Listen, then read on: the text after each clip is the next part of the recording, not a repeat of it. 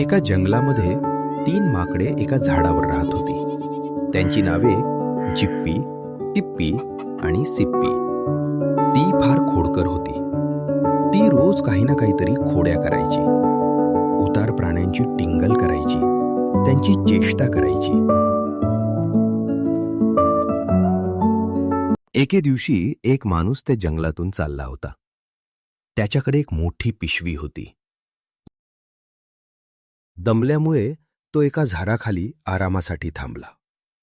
लवकरच त्याला झोप लागली.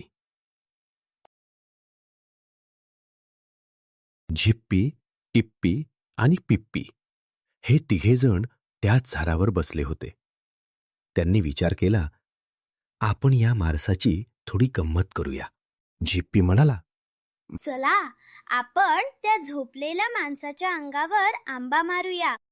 टिप्पी म्हणाला, नको नको. त्यापेक्षा तो माणूस झोपलेला असताना आपण त्याची पिशवीच पालवूया. त्याने जास्त मजा येईल. पिप्पी म्हणाला. नाही, तसे काही करणे बरोबर नाही.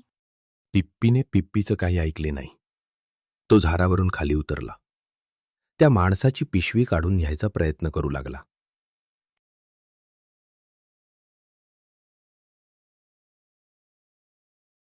तो माणूस जागा झाला आणि चोर चोर म्हणून ओरडू लागला.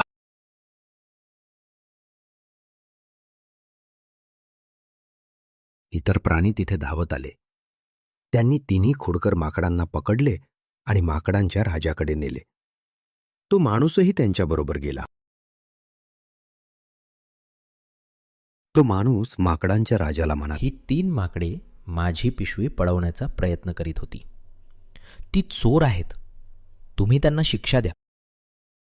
झिप्पी म्हणाला, नाही, तो खोटं बोलतो आहे.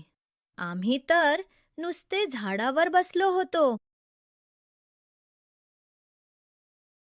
टिप्पी म्हणाला, मी तर झोपेत होतो. मला काय झालं काहीच माहित नाही. टिप्पी म्हणाला, टिप्पी या माणसाची गंमत म्हणून पिशवी घेण्याचा प्रयत्न करीत होता. ती त्याला चोरायची नव्हती. माकडांचा राजा म्हणाला, हे सगळे गोंधळात टाकला रे. कोणाला शिक्षा करावी, कोणती शिक्षा करावी हे मी ठरवू शकत नाही. खालील प्रश्नांची उत्तरे द्या आणि माकडांच्या राजाला निर्णय घ्यायला मदत करा. तिन्ही माकडे खरे बोलत होती का? कोण खोटे बोलत होते? कोण खरे बोलत होते?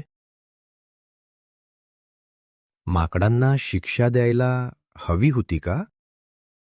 कोणाचे वागणे चुकीचे होते? राजाने त्यांना कोणती शिक्षा द्यावी?